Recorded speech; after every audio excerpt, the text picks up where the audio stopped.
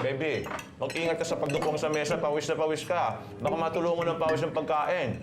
Eh, paano mainit kasi? Kasi nga brown out. Tsaka, iniingatan ko naman eh. Ikaw nga dyan, no? Yung kakadaldal mo, yung laway mo, baka tumasik sa pagkain, no? Nasapag nga kayo mag-away. Kumain na kayo kumain.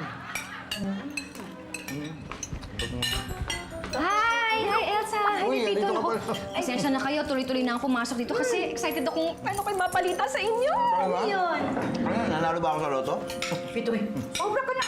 Hindi, kasi merong isang organization na nagbibigay ng award sa mga outstanding citizen. Standing citizen. Hindi. Ang ibig sabihin nun, may mga napipiling mga tao na binibigyan sila ng award kasi nga sa mga kabutihang ginawa nila sa kanilang kapwa, katulad ng mga teacher, katulad ng doktor, ng mga scientist, o kaya kahit mga pangkaraniwang tao. Yun! Parang ako. Anyway, ninominate ko si Pepito. Kasi dahil doon sa ginawa ng kabutihan, diba? Sinave na yung buhay ng presidente dati. Ninominate ko siya. Nilaminate mo ko parang ID. Hindi laminate. Nominate. Nominate. Ang ibig sabihin nun, ibinigay ko yung pangalan ni Pepito. Pagkatapos, ibinigay ko yung background niya, tsaka yung mga nagawa niya. And guess what? What? Never mind. Pepito, naku, natanggap ka! Talaga? Nakapasa ka sa mga qualifications nila. Bibigyan ka nila ng award! Bibigyan ka nila ng isa outstanding citizen for 2010.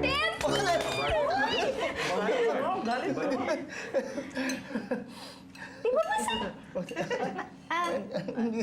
Anong gagawin namin? Oo. Hindi. Ang gagawin niyo lang, pupunta kayo doon, tapos tatanggapin mo yung award. Naku, napakalaking okasyon na yun. Bonggang-bongga yun talaga. O, kailangan paghandaan natin yan, ano? Naku, huwag kayong mag-alala. Dahil sasamahan ko kayo para magpagawa kayo ng magandang damit para doon sa okasyon na yun. Samahan ko kayo. Oo, sigurado matutuwa si Chito. Tito, asan? Ay, nasa kwarto pala niya. Kasi maarang kumain kanina. Ngayon wala nang gana. Puntahan mo muna. Kaya, may iwan muna kayo. Oo, imagine mo yun? That old black magic cast me in its spell. That old black magic that you read so well.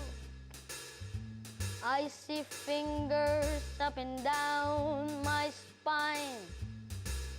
The same old witchcraft when your eyes mine.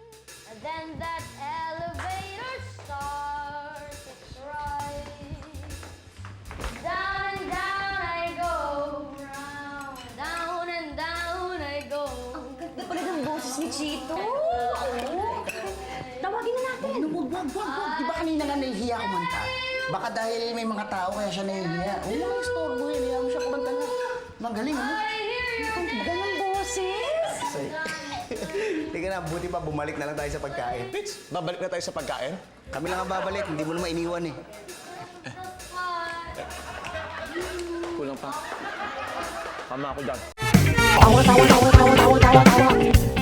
You know! Click and subscribe!